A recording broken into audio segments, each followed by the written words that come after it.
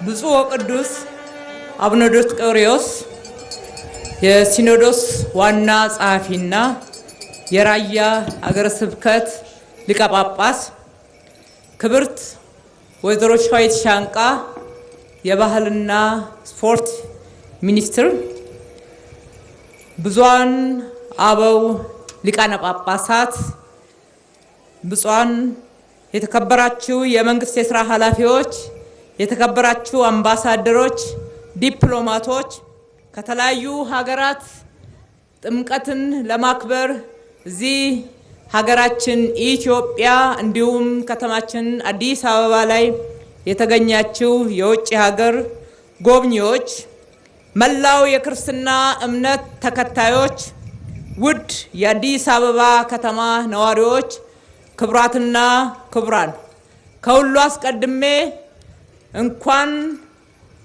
ለኢየሱስ ክርስቶስ የጥምቀት መታሰቢያ በሰላም አደረሰን አደረሳችሁ ማለት እወዳለሁ።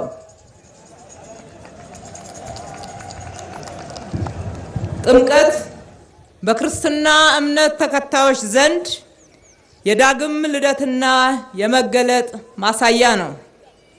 በመጽሐፍ ቅዱስ ተጽፎ እንደምንመለከተውም ጌታ ኢየሱስ ክርስቶስ ለሰው ልጅ ሁሉ ካለው ፍቅር የተነሳ በምህረቱ የሰው ልጅ ሁሉ ሊያድን ከኃጢአት ሞትም እንዲድኑ ለማድረግ የሰው ልጅ መስሎ ከድንግል ማርያም በቤተልሔም ተወልዶ በዮርዳኖስ እንደተጠመቀ እንረዳለን።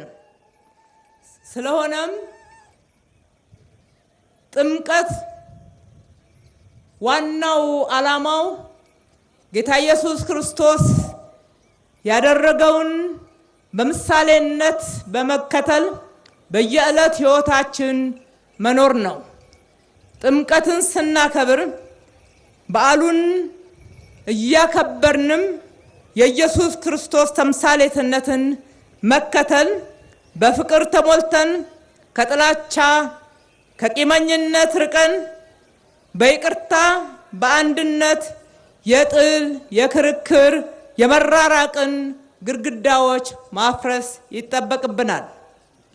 በምትኩም የመዋደድ የአብሮነት የአንድነት የመከባበር የሰላምና የፍቅር ድልድዮችን መገንባት ከሁላችንም የሚፈለግ እጅግ የተቀደሰ ተግባር ነው። የተከበራችሁ ብፁዓን አበው ሊቃነ ጳጳሳት፣ የበዓሉ ታዳሚዎች፣ መላው የክርስትና እምነት ተከታዮች፣ የጥምቀት በዓል በዓለም በማይዳሰስ ወካይ ቅርስነት ከተመዘገበ እነሆ 6 ዓመት ሞላው። ይህ ውብና ደማቅ ስርዓት ያለው ታላቅ በዓል ከሃይማኖታዊ በዓልነቱም በተጨማሪ ባህላችንን፣ ቋንቋችንን፣ ዜማችንን እና ህብረ ብሔራዊ አንድነታችንን ለዓለም ከፍ ባለ ሁኔታ የምናሳይበት በዓል ነው። መዲናችን አዲስ አበባም እንደ ጥምቀቱ ምሳሌ አጊጣ ጸርታ ተውባና ታድሳ ከበዓሉ ጋር አንድ ላይ ደምቃ ለበዓሉ ልዩ ድምቀት ሰጥታለች። በርካታ ቱሪስቶችንም ለመሳብ ችላለች። ይህንን ውጤት በማስመዝገብ በኩል ከኢትዮጵያ ኦርቶዶክስ ተዋሕዶ ቤተክርስቲያን ጋር በቅርበት ሰርተናል። ውጤቱም የጋራችን ነው ብለን እናምናለን።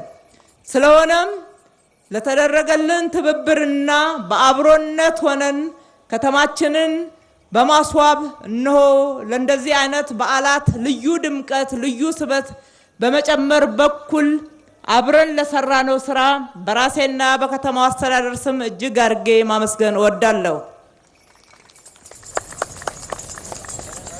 በመጨረሻም የጥምቀት በዓል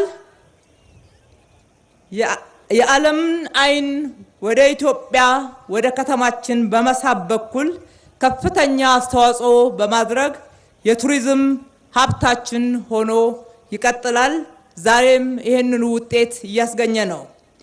ስለሆነም ሁላችንም በፍጹም ኢትዮጵያዊ ጨዋነት፣ እንግዳ ተቀባይነት እሴቶቻችንን ከፍ አድርገን ደምቀን ከተማችንና ሁሉንም ባህሎቻችንን አድምቀንበት የሀገራችንን መልካም ገጽታ እናስተዋውቅበት እላለሁ። ሁላችንም ለሀገራችን